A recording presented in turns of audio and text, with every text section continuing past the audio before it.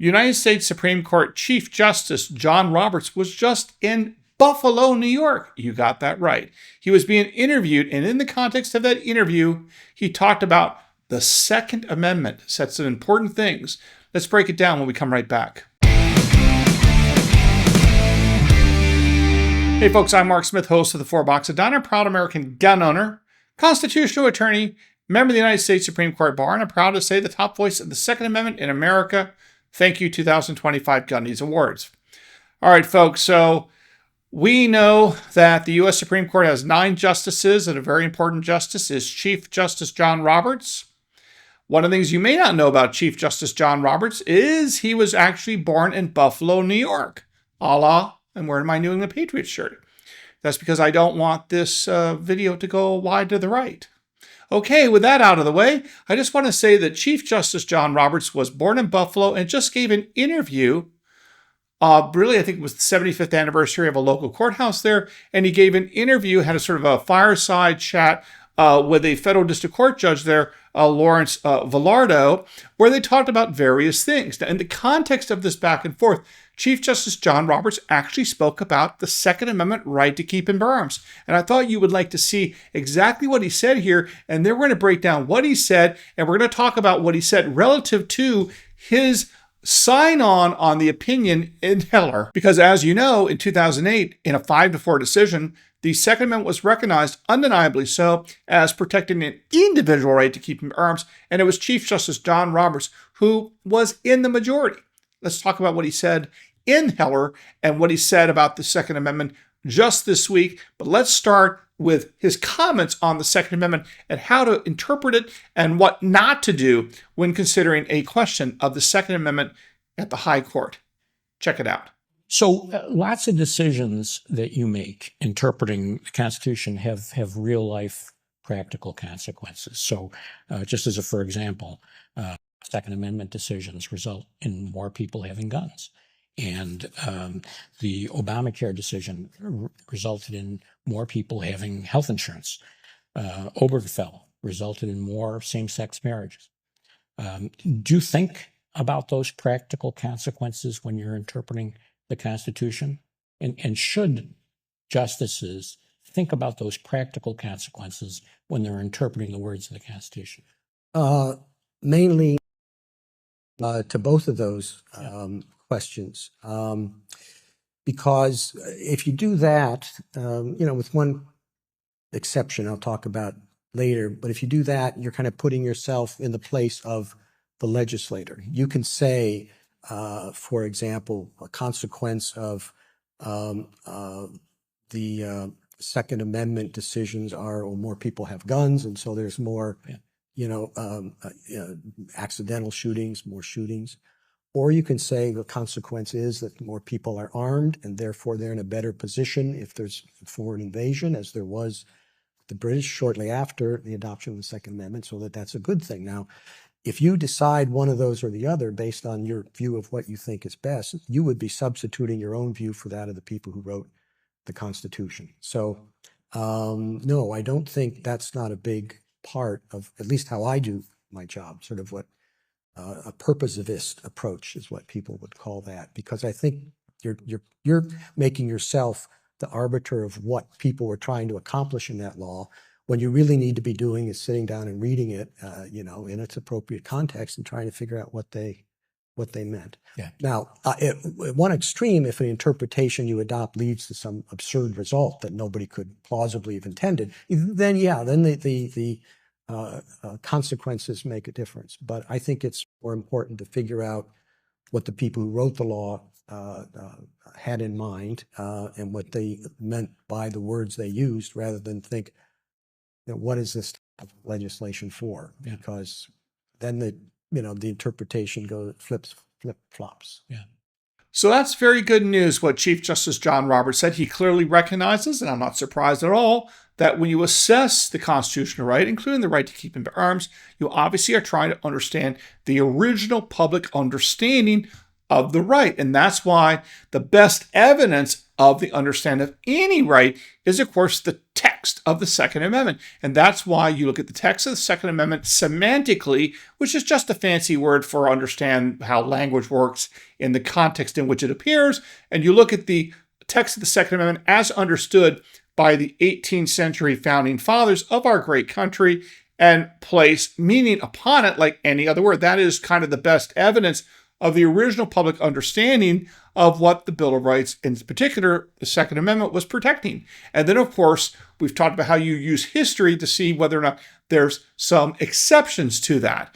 Like, for example, the right to keep and bear arms does not include the right to commit cold-blooded murder with a gun. And the way we know that to be the case is we look at history and realize that cold-blooded murder with a gun has been outlawed since before the Revolution, after the Constitution, all the way through today. And that is the kind of history we look for in terms of long-standing representative historical analogs or historical laws that allow one to derive an exception to the text of the Second Amendment. So with that said, I thought, in light of what Chief Justice John Roberts set up there in Buffalo, I thought we would compare it with some of the language he signed off on in the Heller decision. Now, Heller, of course, was decided by the U.S. Supreme Court in 2008, written by a powerful opinion, of course, by Justice Antonin Scalia. But Chief Justice John Roberts was in the majority that signed off on this opinion. And let's start, first and foremost, with what Chief Justice John Roberts signed off on in terms of recognizing at the end of the opinion that, yeah, we understand gun violence is a problem in society,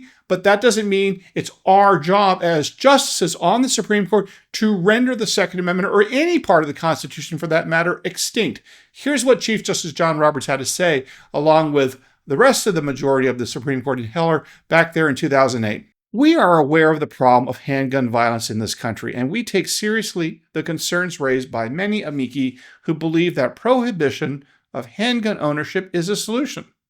The Constitution leaves the District of Columbia a variety of tools for combating that problem, including some measures regulating handguns. But the enshrinement of constitutional rights necessarily takes certain policy choices off the table. These include the absolute prohibition of handguns held and used for self-defense in the home. Undoubtedly, some think that the Second Amendment is outmoded in a society where our standing army is the pride of our nation, where well-trained police forces provide personal security, and where gun violence is a serious problem. That is perhaps debatable. But what is not debatable, listen carefully, folks, but what is not debatable is that it is not the role of this Supreme Court to pronounce the Second Amendment extinct. That's very powerful language by Chief Justice John Roberts. Again, signing on to the opinion by Supreme Court Justice Antonin Scalia. He again is identifying and flagging that, we understand there's policy arguments about gun violence and whatnot and issues with guns. But again, there's a Second Amendment. We're going to apply it, and it's going to be applied the way it was understood when it was written, with any historical exceptions, no different than we interpret, for example, the First Amendment. Although in the context of the First Amendment, there's a second way for the government to win their case against free speech, because we've talked about there's this notion of tiers of scrutiny or interest balancing. So that's just something to keep in mind. We never want to import tiers of scrutiny or interest balancing into the Second Amendment. Anyone that says the opposite is 110% wrong in my view. 110% wrong and naive when it comes to the possibility of any of these federal judges respecting our right to keep and bear arms. Maybe in some fantasy land or utopia, a tiers of scrutiny analysis might work somewhere, somehow, but in the real world, there is no way on earth in blue state jurisdictions you're going to get any kind of a fair shot with tiers of scrutiny. And why would we give the anti-gunners and anti-American judges a second bite at the apple to justify modern-day gun control law? But again, I digress. But let's turn again to the end of this Heller decision, where Chief Justice John Roberts, in addition to his comments in Buffalo this week, also had this to say back in 2008 about the importance of laser focusing on the law of the Second Amendment and not doing some sort of public policy argument, which is really the role of legislators. Here's what Chief Justice Roberts had to say, speaking through the opinion of Justice Antonin Scalia. After an exhaustive discussion of the arguments for and against gun control, liberal Justice Stephen Breyer, and again, I added the word liberal, by the way, but liberal Justice Stephen Breyer arrives at his interest-balanced answer. because handgun violence is a problem, because this law is limited to an urban area, and because there were somewhat similar restrictions in the founding period, a false proposition that we have already discussed. The interest balancing inquiry results in the constitutionality of this handgun ban. However, listen carefully, folks, this is very good. However, we know of no other enumerated constitutional right whose core protection has been subjected to a freestanding interest balancing approach. The very enumeration of the right takes out of the hands of government, even the third branch of government, referring to the courts, the power to decide on a case-by-case basis whether the right is really worth insisting upon. A constitutional guarantee subject to future judges' assessments of its usefulness is no constitutional guarantee at all. Constitutional rights are enshrined with the scope they were understood to have when the people adopted them, whether or not future legislatures or, yes, even future judges think that scope too broad. Great stuff. Very powerful. Now listen to what I just said there. This is what the Supreme Court said in Heller. It applies equally today. It said constitutional rights are enshrined with the scope they were understood to have when the people adopted them. This goes back to the point I've written about in the Harvard Journal of Law and Public Policy and other places. What is the time period that the Second Amendment was adopted? When was it enshrined and codified by Americans? The answer is 1791, when the Bill of Rights was effectuated. That is the time that you look to the scope of the understanding of the right.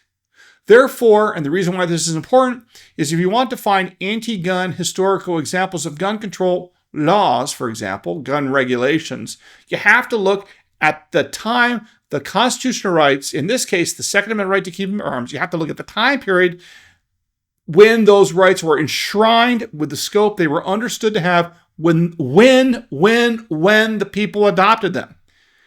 And when did the people adopt the Second Amendment? In the year of our Lord, 1791. Not in 1868. The only thing that occurred with the 14th Amendment with respect to the Bill of Rights is that it expanded the scope of the Bill of Rights to two things. It took the understanding of the Second Amendment as understood in 1791 and applied it to a new group of beneficiaries, the freed African American slaves. The same right applied to a new group of people, the freed African American slaves, and it was the exact same right that was used in 1791 to restrict the power and authority of the federal government was moved and then applied to state and localities with the adoption of the 14th Amendment to restrict the powers and authority of state governments and local governments to infringe upon the right of the people to keep and bear arms.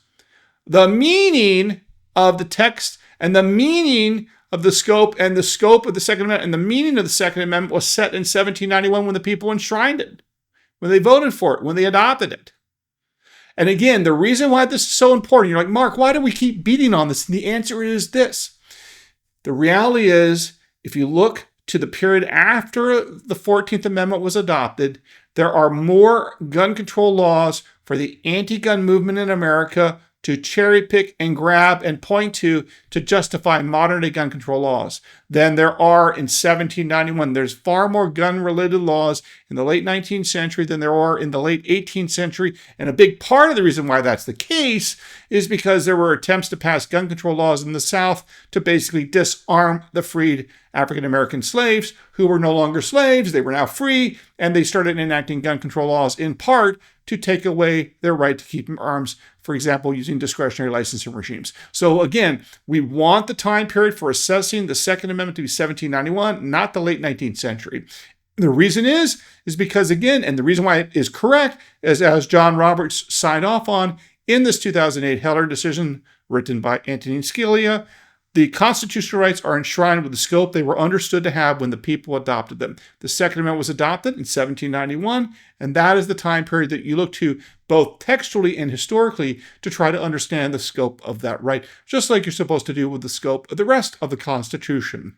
So there you have it, folks. I think it was very interesting that Chief Justice John Roberts went to Buffalo, did that Q&A. I'll put a link to the entire interview in the description of this video if you want to check out the entire thing. He also talked about things like judicial independence and other very interesting things. It's always fascinating to hear justices speak about the law, because the truth is they are very smart. They really know a lot about the law. And even though we may disagree with certain things that justices say and do, certainly people like Chief Justice John Roberts are extremely erudite and very sharp. They know a lot about the law, and you can learn a lot from what they have to say. Even if perhaps maybe you disagree with some of their decisions, some of their opinions, they're still pretty sharp people, and you can learn a lot from them, even if you disagree with them on some points. So there you have it, folks. Hope you enjoyed today's episode. Make sure you follow me on X at 4Box Diner. Don't forget to subscribe both to YouTube and Rumble, and I look forward to talking to you again real soon here at the 4 Boxes Diner. Orders up. Table 2A.